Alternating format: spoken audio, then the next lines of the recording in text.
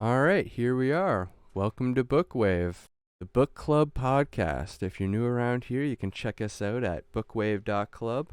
And I'm your host, Scott, joined by Patman and Will. Today we're looking at the fabled Iliad by Homer. And my question is, what was the most surprising thing in reading the first half of this? Because that's all we're covering for today. I'm surprised how easy this book is to read because it's all presented and it's not very dense. Yeah, I'm in agreement with Pat.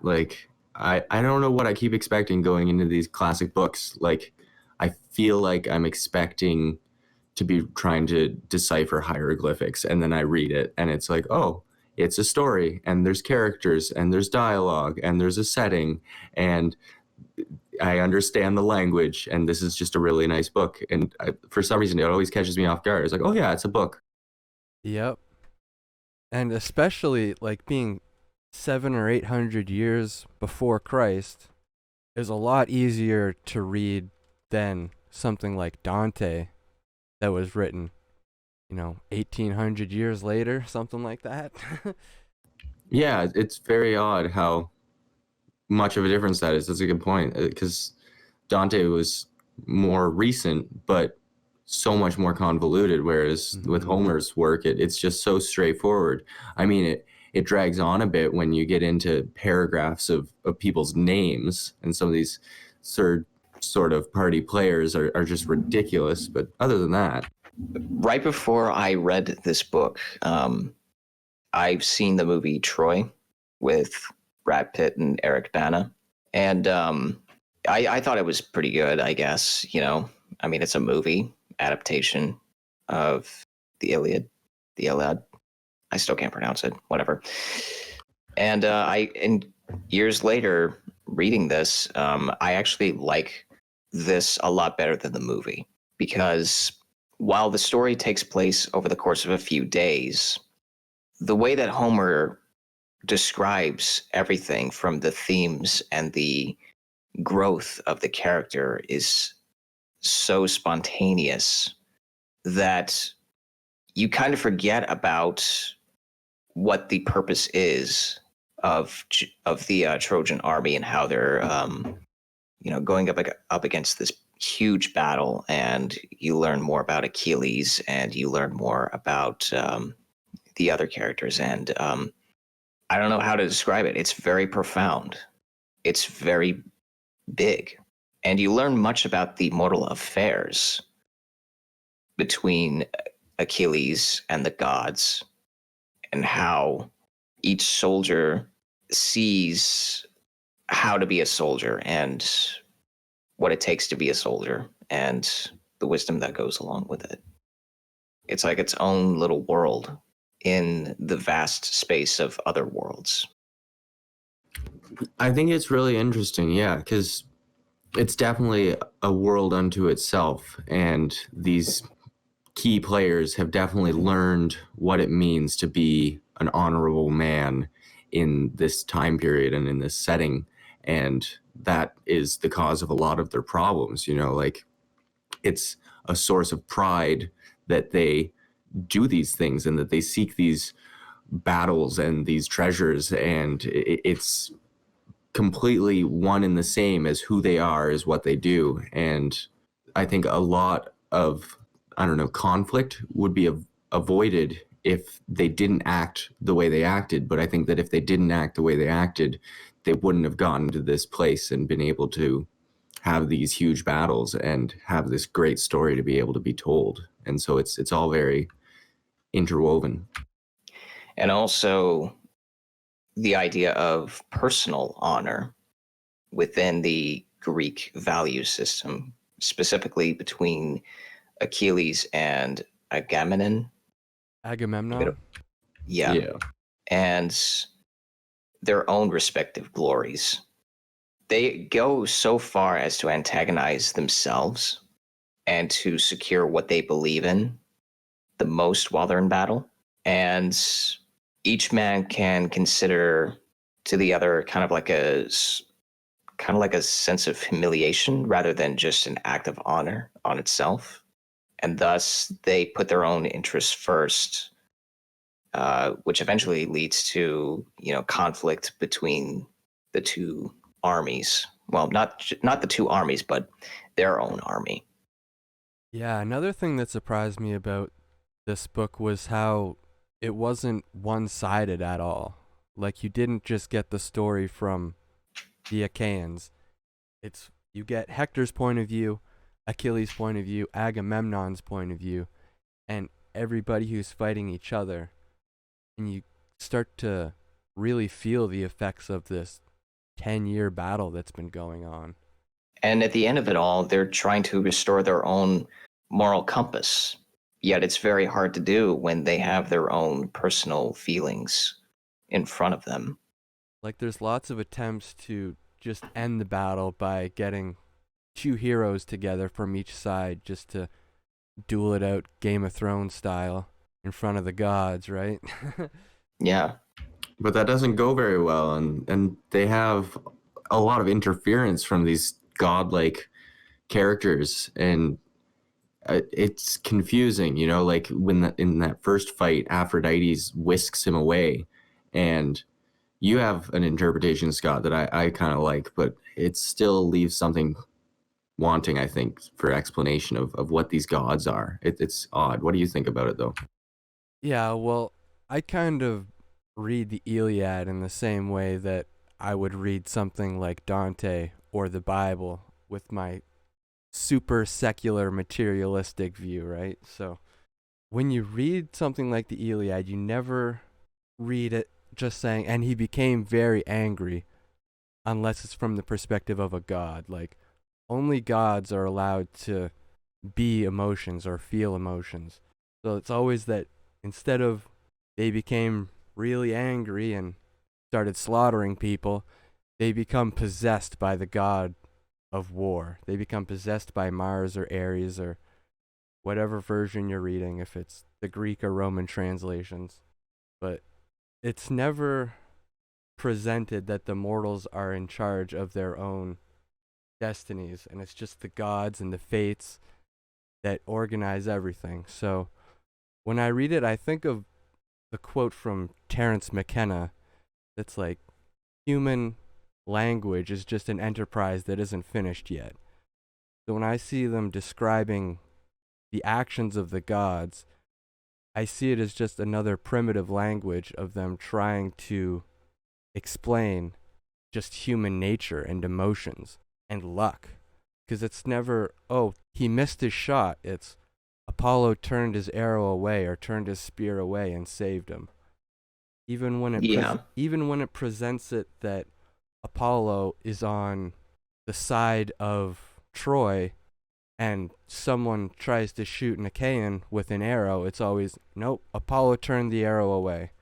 There's no room for luck or chance, and everything is determined. And I think that's really what the core is of this ancient religion, is that it's all determined, and the way that they reconciled that was using these deities in their prose and explanations. It's hard to say if they actually believed in these gods or if it was a tool they used to explain natural phenomenon.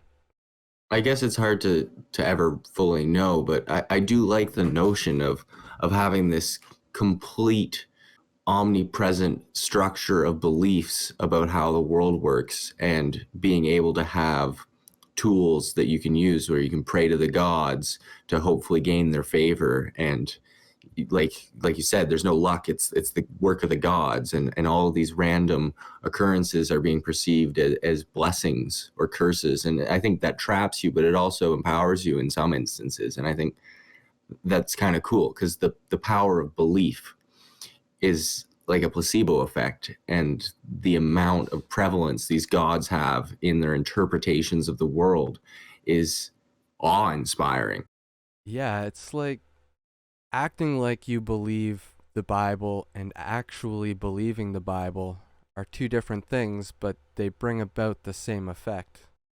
Yeah, and if you have the right sort of mindset of open awareness to how things are impacting you, you can actually lean into the things that are good and maybe shy away from the things that don't actually benefit you in any capacity. Like, I think it would suck to think if you were in a really bad way that the gods were cursing you and there was nothing you could do because it was the gods' choice. Like, taking away free will and determinism doesn't sound like a good deal, but the whole everything that is good that happens to you is a blessing. I think that adds a lot of emotional empowerment to your life and energy and positivity. There's another No, notion. There's another notion of sacrifice that I think a lot of people don't think about too much. I mean, like, a lot of people just call Christianity like a ancient, archaic religion of animal sacrifice. But what they don't realize is that they ate the animal afterwards. They didn't just burn it all up to give it to the gods. Like animal sacrifice still exists today in a different form. It's just saying grace at the table. Just a different way that culture and language has evolved over time. We're no longer watching the priest slaughter the animal and then put it on a fire for everybody to watch. It's just everybody gets their food from the supermarket and then we say thanks before we eat it. Itadakimasu.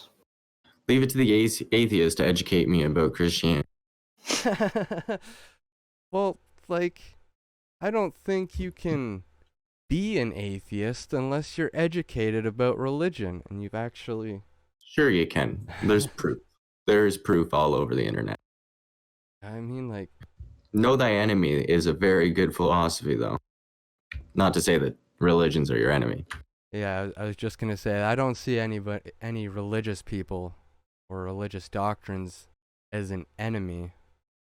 It's just a phrase. It's just a phrase.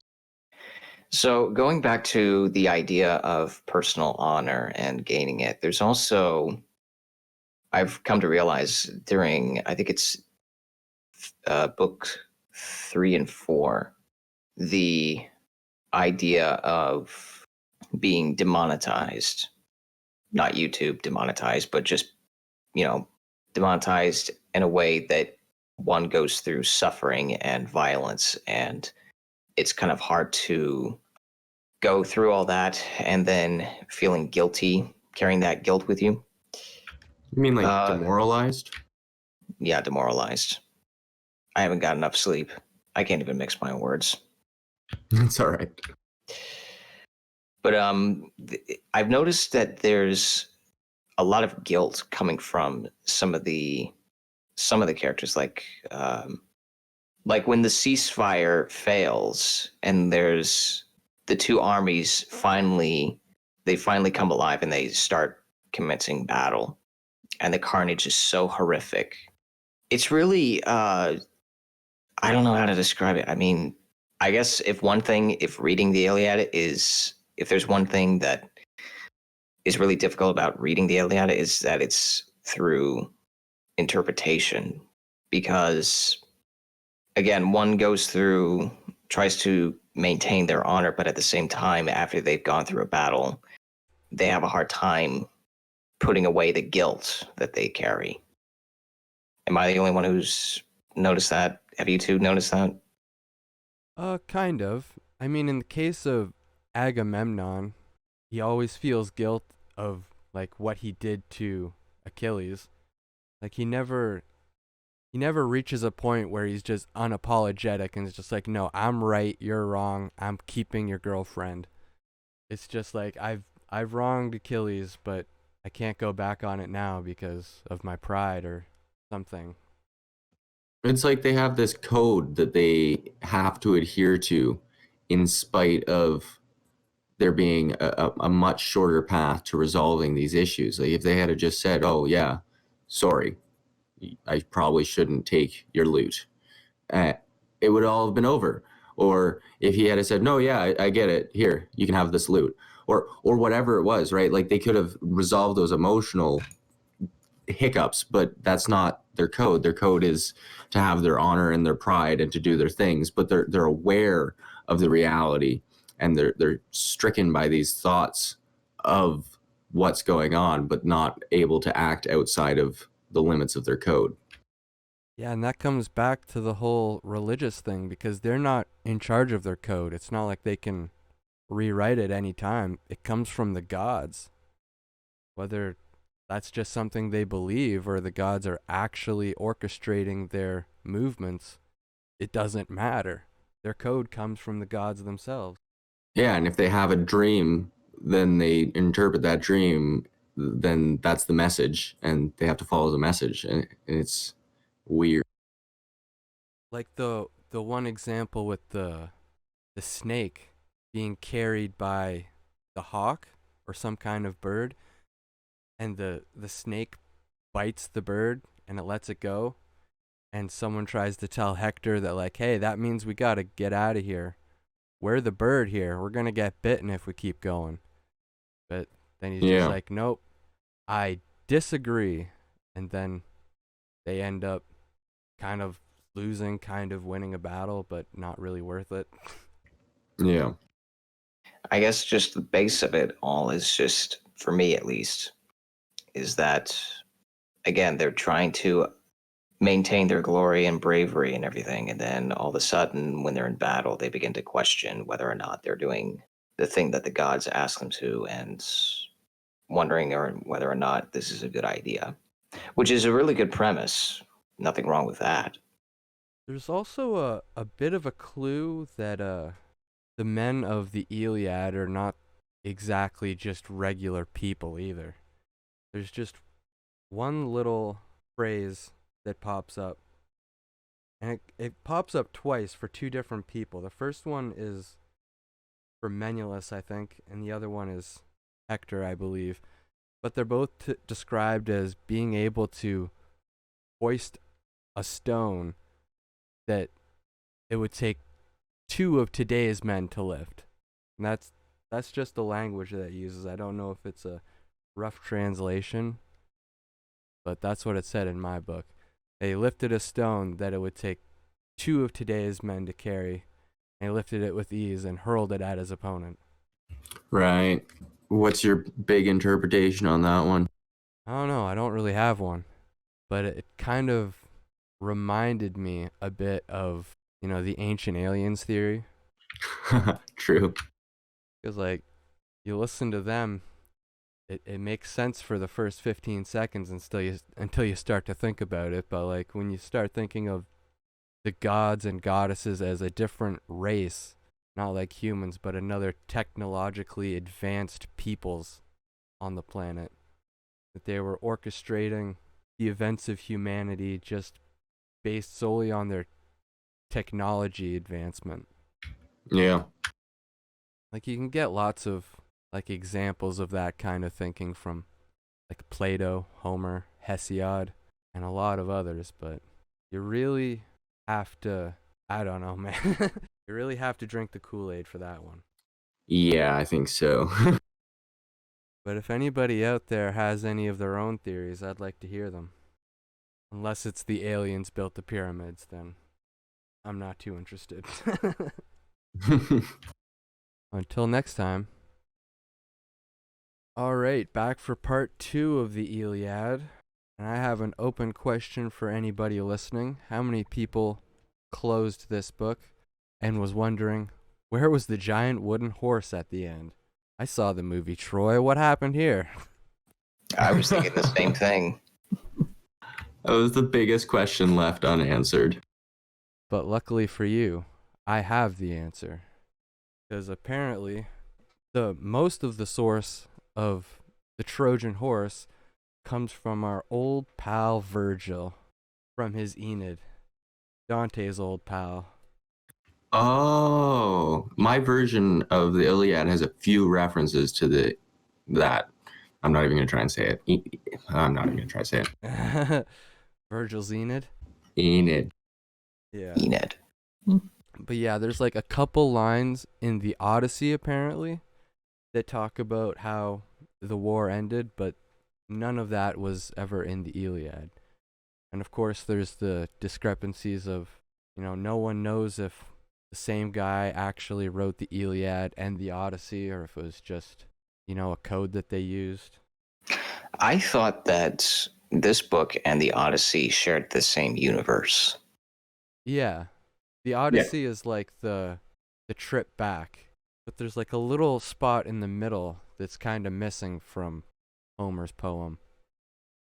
But I guess the idea behind it was just that the turning of the war, the moment where the Greeks actually, won their battle, was when they took out Hector.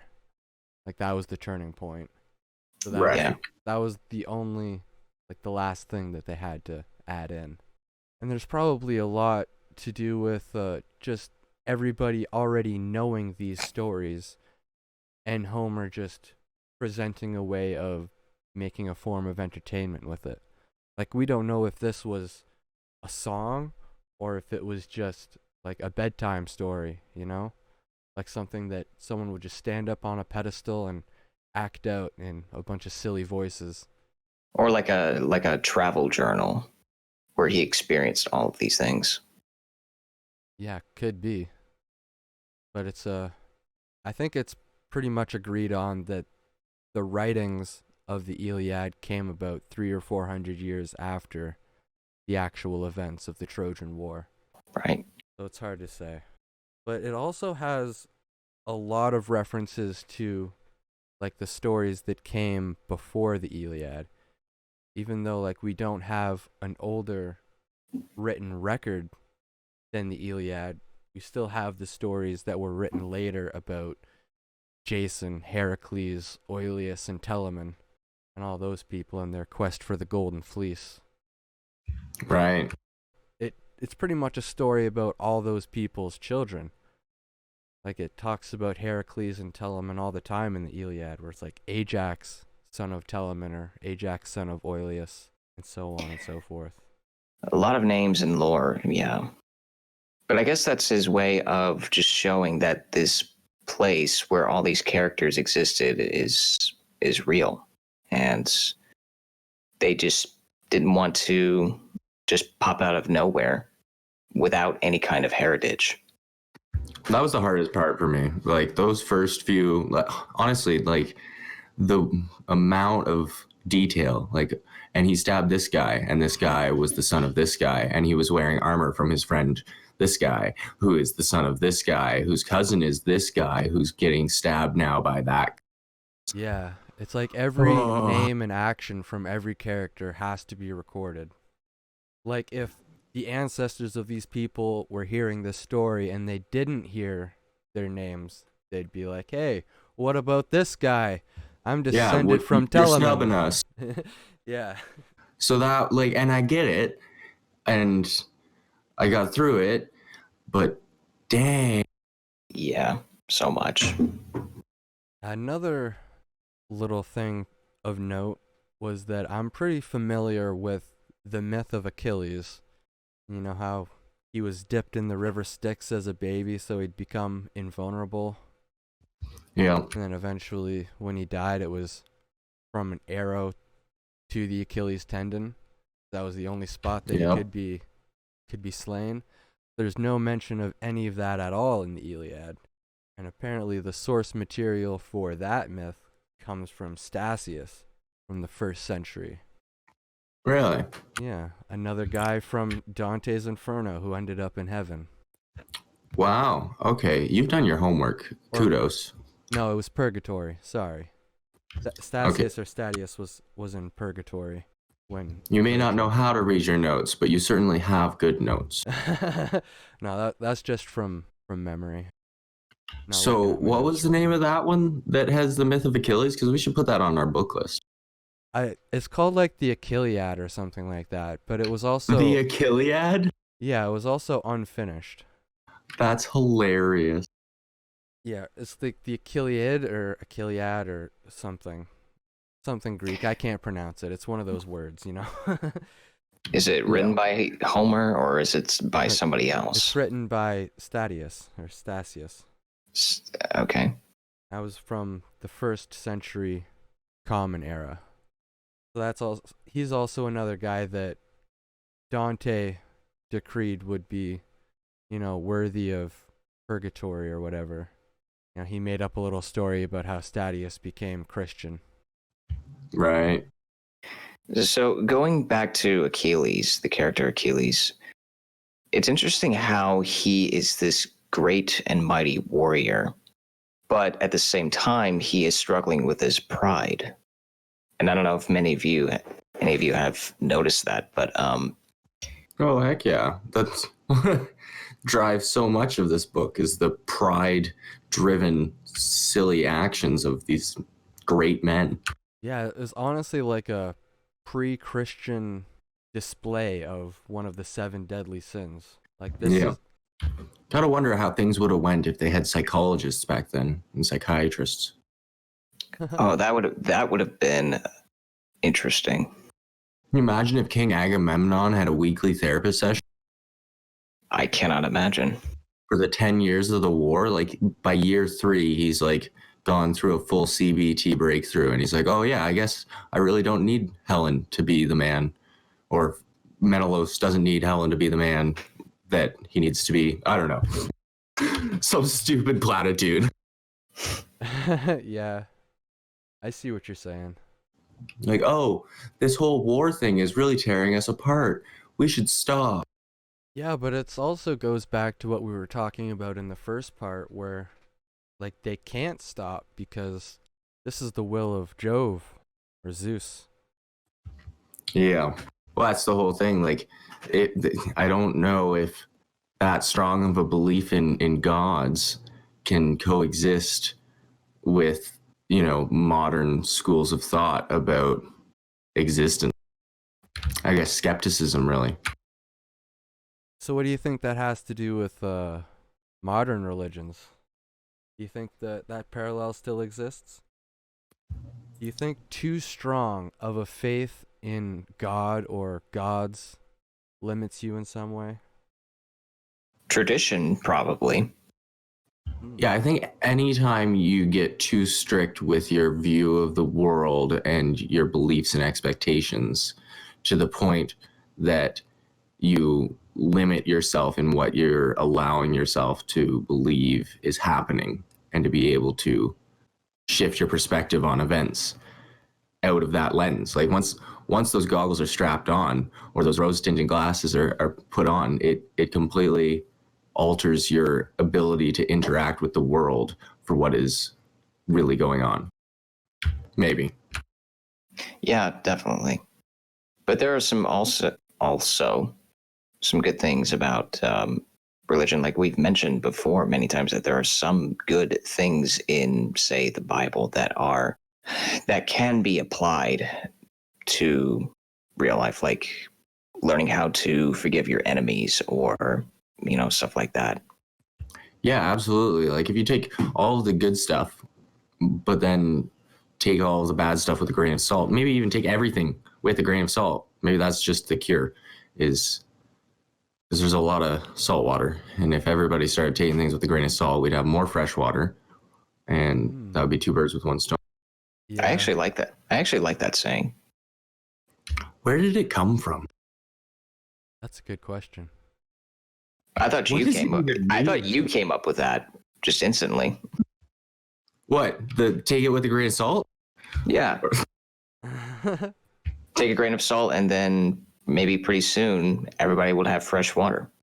Yeah, like Oh, that extension to it. Yeah. Yeah. That was all me. That was awesome. Well, thank you. yeah, but I think the answer would be to read something like the Iliad with about as much salt as you would read something like the Bible or the Mahabharata. So it turns out the origin of take it with a grain of salt literally is just because food tastes better with salt. Really? Yeah. So it's like food is more easily swallowed if taken with a small amount of salt. Well, that's true, but I thought there would be a little bit more depth to it. Me too, man. So, like, there's also one book in the Iliad that I thought was just completely out of place, which was like the funeral of Patroclus. It has like a chariot race, a wrestling match, a boxing match going on for like 12 days, and the Trojans Didn't even care that they were having a party in their backyard. That's the weirdest, like, celebration of life cultural tradition I've ever heard of.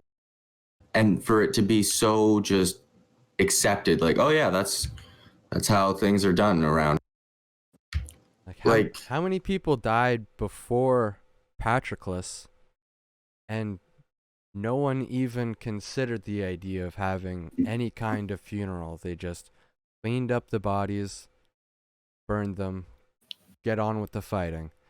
But because it was, Achilles' best friend, and he was really sad about it, they had to stop everything for 12 days and have a big celebration, have a barbecue.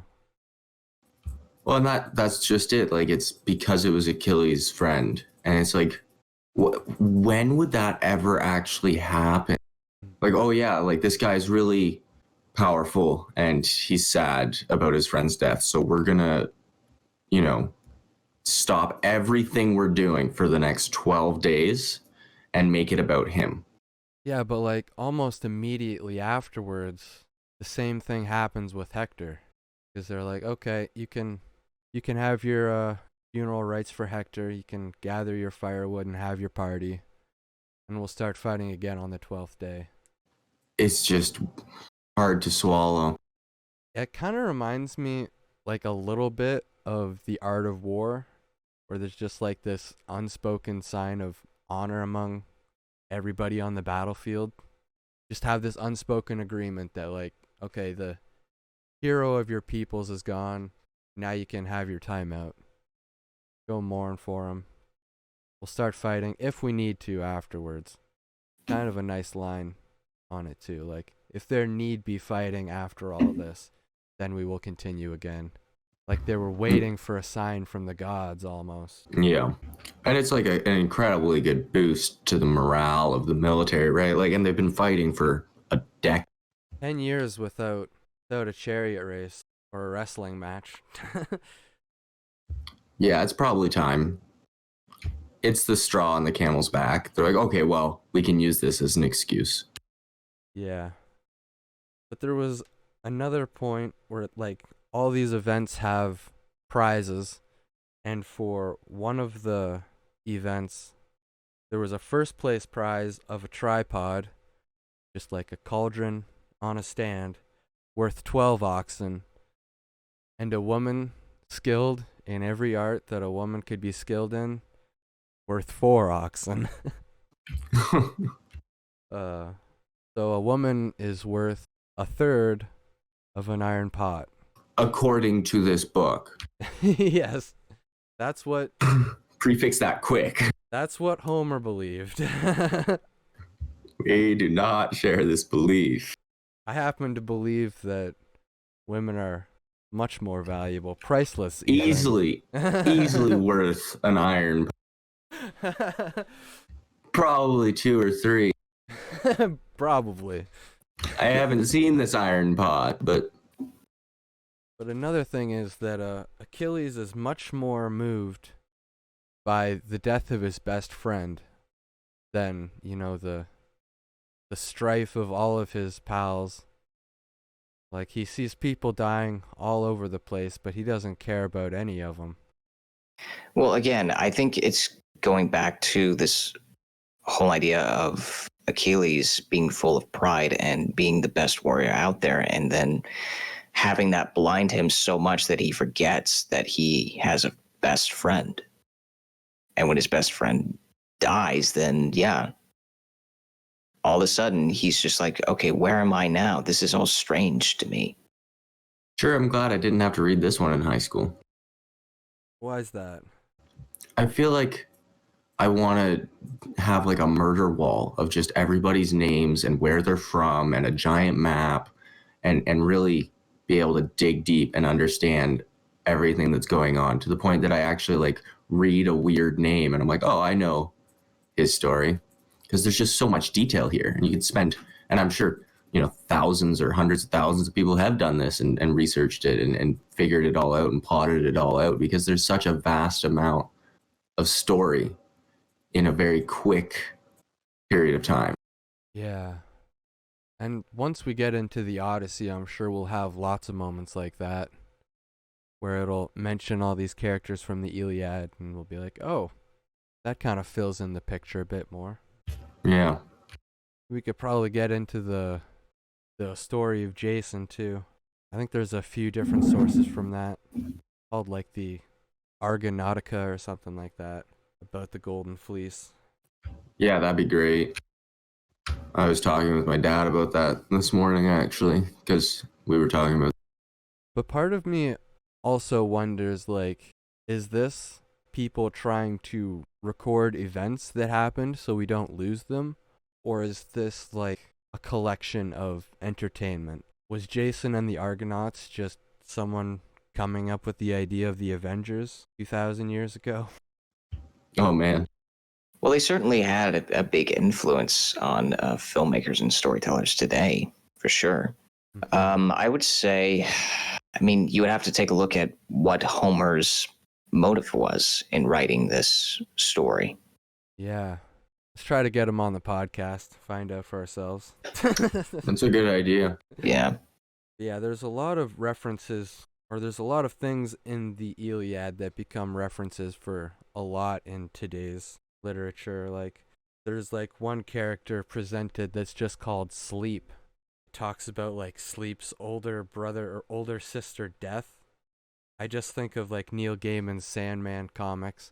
Neil Gaiman probably read that one line in the Iliad and all of a sudden came up with this idea for the Sandman. And that spawned something beautiful. Like, how much else could be found in this piece of work?